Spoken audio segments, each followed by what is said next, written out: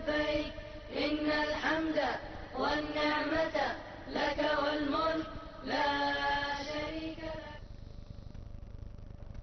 Mesdames et messieurs, bonne fête à toutes et à tous pour le grand Bayram, pour la fête de sacrifice. Bien sûr, nous avons passé d'un moment tout à fait fort pendant les procédures, quand même pendant les mesures d'Al-Hajj, un moment fort, et c'était le stationnement sur le mont de Arafat. Bien sûr, toujours, il y a des 2 jours de Hajj. C'est un temps de boom pour le tourisme ici en Égypte, notamment pour le tourisme intérieur, pour le tourisme quand même régional. Justement, célébrer Eid al-Adha à la mer Rouge dans cette station balnéaire unique ou dans d'autres côtes méditerranéennes, bien sûr, c'était parmi les choix devant les Égyptiens vacanciers.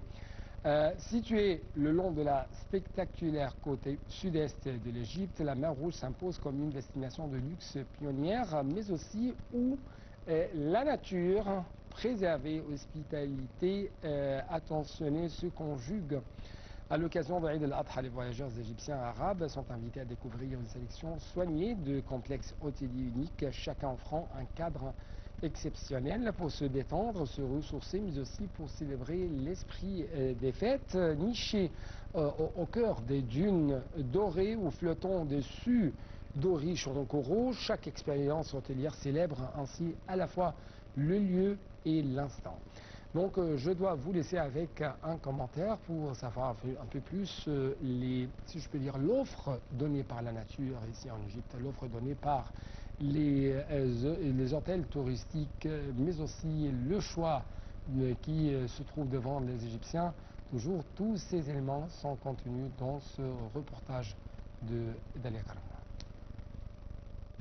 لبيك اللهم لبيك لبيك لا شريك لك لبيك إن الحمد والنعمة لك والملك لا شريك لك. De nombreuses stations balnéaires de la mer Rouge en Égypte sont des destinations prisées des touristes arabes et égyptiens pendant l'Aïd al-Adha, la fête du sacrifice.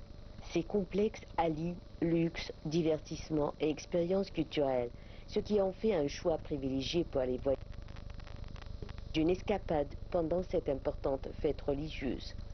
La plupart de ces stations sont facilement accessibles depuis différents pays arabes, ce qui en fait une option pratique pour de courtes vacances. La mer Rouge est une merveille naturelle et possède une riche histoire culturelle. De nombreux événements culturels sont organisés dans ces stations balnéaires pendant l'Aïd al-Adha. Les touristes peuvent profiter d'une variété d'activités telles que la plongée avec tuba, les sports nautiques et les excursions culturelles. Les complexes hôteliers proposent une gamme d'options d'hébergement luxueuses adaptées à différents budgets et préférences, ce qui en fait un choix populaire pour les célébrations de l'Aïd. Les stations balnéaires accueillent souvent des événements spéciaux et des festivités pendant l'Aïd al-Adha, notamment de la musique traditionnelle, de la danse et des spectacles culturels. Parmi les stations balnéaires les plus populaires de la mer Rouge en Égypte, Hurghada. Il s'agit d'une destination populaire avec une variété de complexes hôteliers offrant une gamme d'activités et d'options de divertissement. Sharm el-Sheikh, une autre station balnéaire connue pour ses superbes récifs coralliens et ses sites de plongée. Il accueille également des événements pendant l'Aïd al-Adha, la fête du sacrifice. Marsa Alam, une autre option, mais plus isolée, offrant des complexes de luxe et des plages tranquilles parfaites pour une pause relaxante pendant la fête. Aussi, la station balnéaire d'Ab, une destination idéale pour ceux qui recherchent une option plus économique, avec une vie nocturne animée et un mélange d'activités culturelles.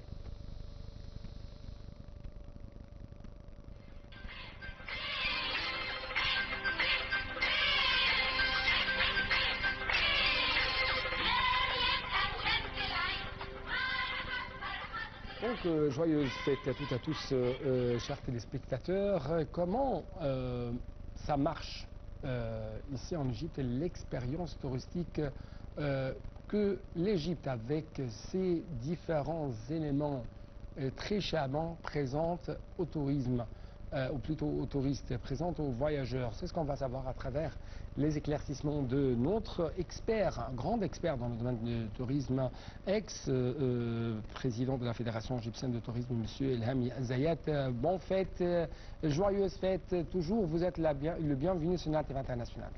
Merci, merci. Merci beaucoup. J'aimerais parler tout d'abord de cette expérience touristique en Égypte. Comment les hôtels se préparent afin se préparer à la réception et à la célébration de cette occasion. Quelles sont les offres présentées aux touristes et aux voyageurs égyptiens? À quel point ça représente quand même un moment fort, un moment de boom au sein du tourisme à l'intérieur de l'Égypte?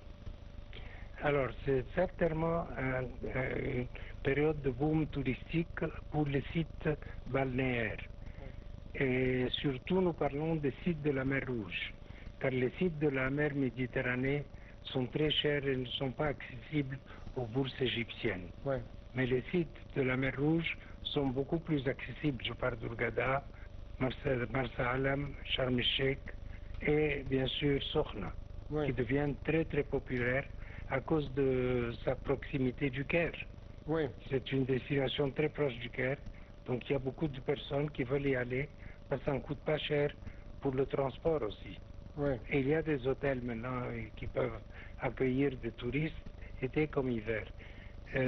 Cette année, la fête arrive à un moment qui est un moment entre l'hiver et l'été. oui. Donc c'est un moment où il n'y a pas beaucoup de touristes étrangers, mais où le tourisme égyptien, il y a un grand boom à l'intérieur. Donc ça permet aux hôtels d'avoir des taux de remplissage. Très important sur toute l'année. Parce que si on a pendant les fêtes pour les Égyptiens, et puis pendant l'hiver et parfois l'été pour les étrangers, donc ça permet aux hôteliers de bien mener leur vie. Oui. À part ça, bien sûr, il y a des événements culturels qui parfois ont lieu. Des événements comme des danses, du théâtre. Mais je vois de moins en moins de théâtre parce que c'est pas comme avant. Avant, quand il y avait quelqu'un comme El Zaïm, par exemple, c'était une pièce de théâtre fantastique, non pour les Égyptiens seulement, mais pour les Égyptiens et tous les Arabes. Vous savez qu'on faisait des charters du Koweït pour une nuit. Ils venaient voir la représentation théâtrale et repartir. Donc non seulement ça rapportait aussi beaucoup de devises à l'Égypte. Oui, j'aimerais. Donc, vous venez de nous souligner que ce n'est pas seulement un boom pour le tourisme à l'intérieur de l'Égypte, mais aussi c'est un boom pour l'Égypte au niveau régional, dans le domaine touristique. Tout à fait. Ah. Je parle certainement du tourisme arabe et du tourisme du Golfe, qui est le plus intéressant, parce que le taux de dépense est très important. Oui, donc vous avez fait une remarque très importante, c'est qu'il y a de plus en plus une sorte de réduction dans la production théâtrale.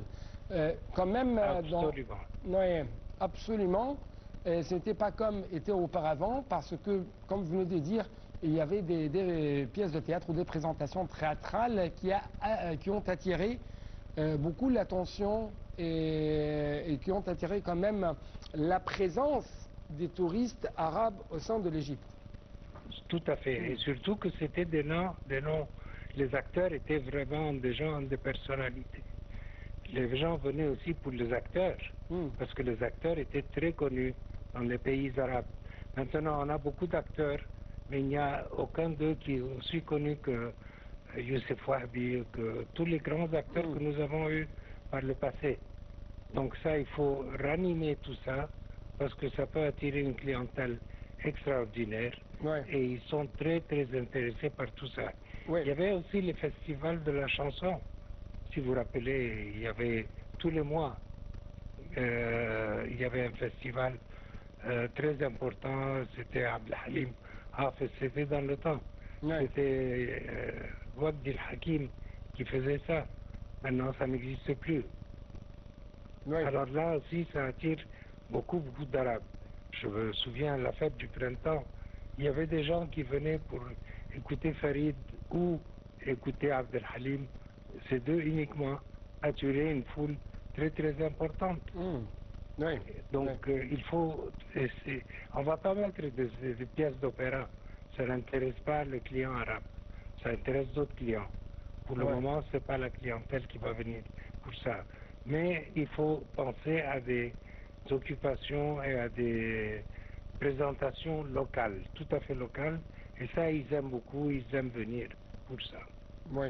Mais quels sont les choix ou quels sont, si je peux dire, les points d'attraction pour les Arabes pendant la fête de sacrifice pour ceux qui veulent vraiment passer agréable moment ici en Égypte, d'après votre expérience dans le domaine touristique? Écoutez, alors il y a deux choses. Il y a le mari, ce qui l'intéresse avec son épouse, c'est d'aller passer des soirées d'entertainment. Comme il y avait dans les bateaux, comme il y a toujours, c'est ça qui existe toujours, donc ça n'a pas changé. Et ensuite, il y a les femmes de ces personnes qui viennent, qui sont intéressées par le shopping. Et nous savons qu'aujourd'hui, il y en a beaucoup de malls. Donc, ils peuvent aller passer une journée, 2 journées à faire du shopping, même si ce n'est que window shopping. Mais les Arabes, la différence, c'est qu'ils achètent. Ils ont les sous pour acheter. Donc là aussi, il faut mettre en valeur le nom des malls, des grands malls que nous avons, et nous avons plein. Moi, j'habite au 6 octobre, je ne peux même pas les compter. Il y a tellement que... il y a des petits, il y a des grands, chacun a son attraction. Donc ça, il faut mettre en valeur pour que les gens sachent que nous avons ce produit. Et ce produit sert de divertissement aussi, parce que nous savons dans certains malls, il y a des attractions pour les enfants, il y a, la neige dans le mall Misr, c'est immense. Il y a même de la neige, donc les gens peuvent avoir beaucoup de choses. Et pour les voyageurs égyptiens, pour le touriste égyptien. Égyptiens et arabes. Les Égyptiens spécialement préfèrent quoi? Bon, ils ne vont pas visiter les musées, ça je vous le dis. Ils ne vont pas visiter les pyramides, ça non plus. Peut-être le jardin zoologique s'il est en état. Maintenant, il n'est pas en état. Quand il sera remis en état, ils vont le visiter. C'est là une journée classique pour une famille égyptienne de bas niveau, donc qui n'a pas beaucoup les moyens. Ensuite, il y a l'attraction de la région du canal de Suez. Il y a des stations hôtelières très simples et très faciles d'accès parce que c'est à 1h10, 1h15 du Caire. Et alors les prix sont très raisonnables par rapport à Sorna et par rapport à la mer Rouge. Oui, donc vous venez de souligner un point essentiel, un manque de moyens, notamment au niveau des Égyptiens ordinaires et ainsi de suite. Mais aussi, c'est une opportunité très attractive pour ceux qui sont des pays du Golfe, pour ceux qui travaillent dans les pays du Golfe ou les pays arabes, les autres pays riches, ou ceux qui travaillent à l'étranger au niveau européen ou quelque chose comme ça. Et donc, il y a des défis et des opportunités au niveau des moyens, n'est-ce pas? Absolument, et c'est là qu'il faut mettre en valeur ce que nous avons, parce qu'eux ne savent pas tout ce qu'il y a. Tous les jours, il y a quelque chose de nouveau qui se passe au Caire et dans les alentours du Caire. Tous les jours, il y a quelque chose de nouveau qui se passe à Alexandrie, à El Alamein, la nouvelle cité. Il faut mettre en valeur tout ça avec par d'autres moyens que la publicité occidentale. Là, on s'adresse par certains moyens qui ne sont pas les mêmes pour les gens, les Égyptiens, les locaux ou les expatriés égyptiens qui travaillent dans les pays arabes. Donc il faut toucher c'est cette clientèle qui est très importante et qui a les moyens de dépenser. Oui. À quel point les nouveaux produits proposés par le tourisme égyptien, par l'État égyptien au niveau touristique, comme le nouvel Al-Alamein, cette nouvelle ville d'Al-Alamein, attirent vraiment l'attention des Égyptiens, des Arabes, mais aussi des étrangers qui veulent se voyager en Égypte? Alors ça, c'est un cas à part actuellement, Al-Alamein. Pourquoi? Parce qu'il y a 3 universités qui vont ouvrir à Al-Alamein. Elles vont attirer des Égyptiens qui travaillent à l'étranger, des expatriés. Elle va attirer des Arabes qui vont venir étudier en Égypte.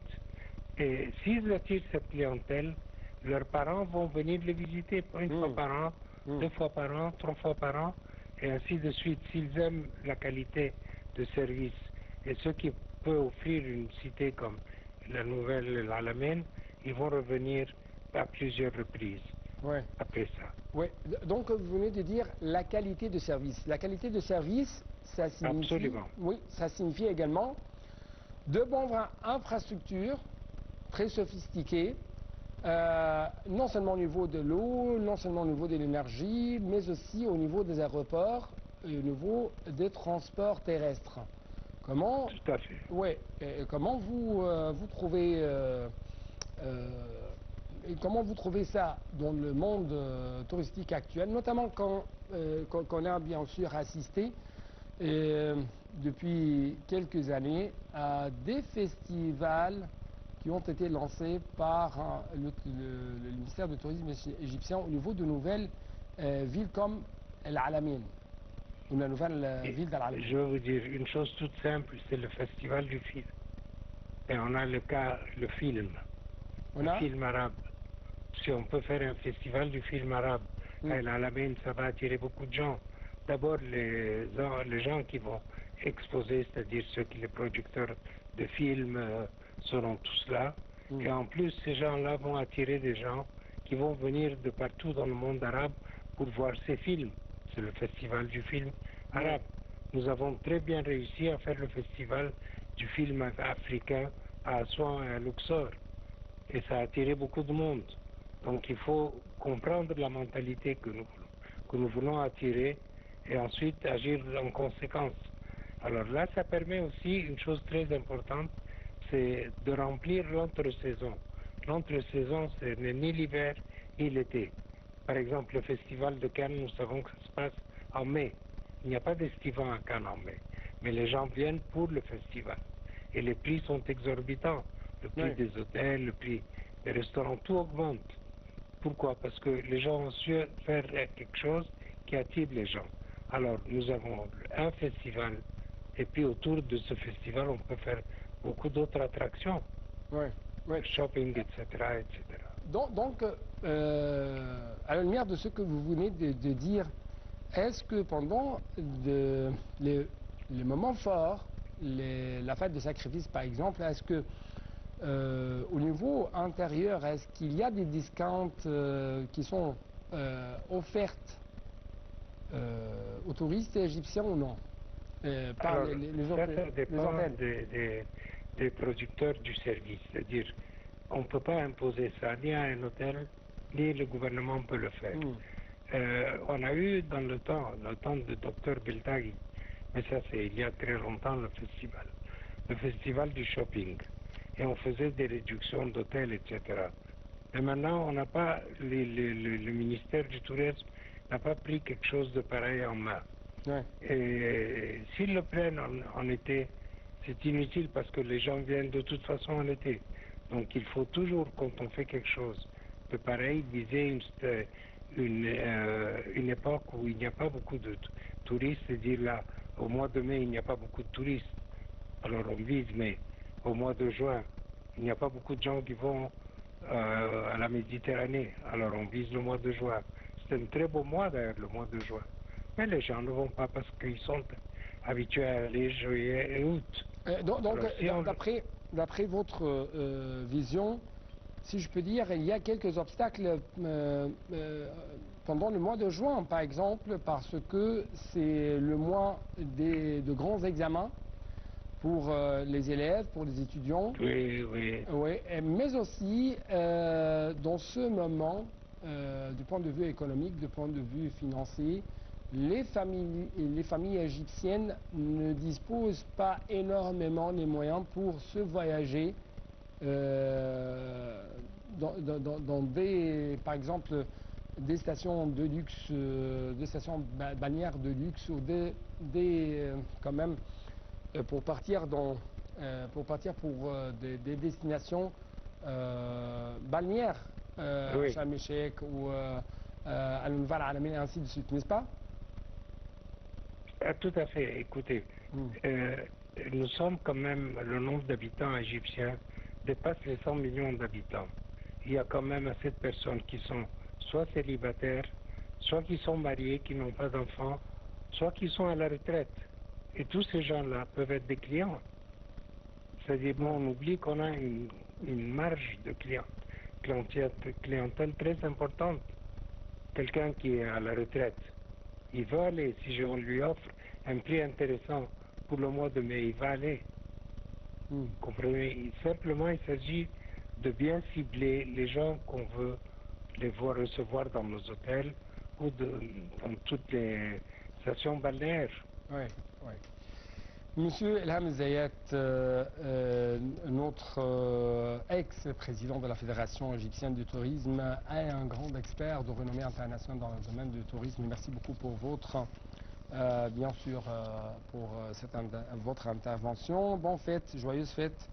Et même chose pour vous, toujours joyeuse fête pour vous, chers téléspectateurs. Si je peux dire la Côte Nord, une destination de charme pour les Égyptiens, mais aussi toujours pour les Arabes en général.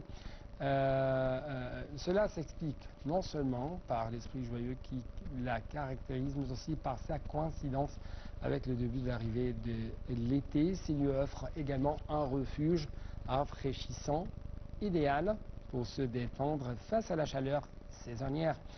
Dalia Karam va être votre guide touristique pendant les prochains moments pour savoir un peu plus les différentes dimensions de la Côte Nord.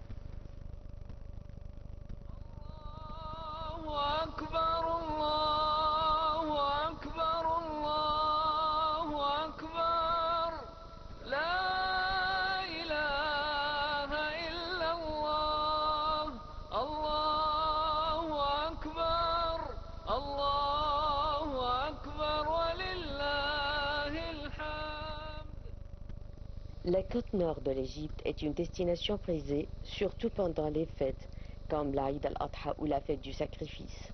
Avec ses plages dorées, son ambiance festive et ses infrastructures modernes, elle attire à la fois les Égyptiens et les touristes arabes.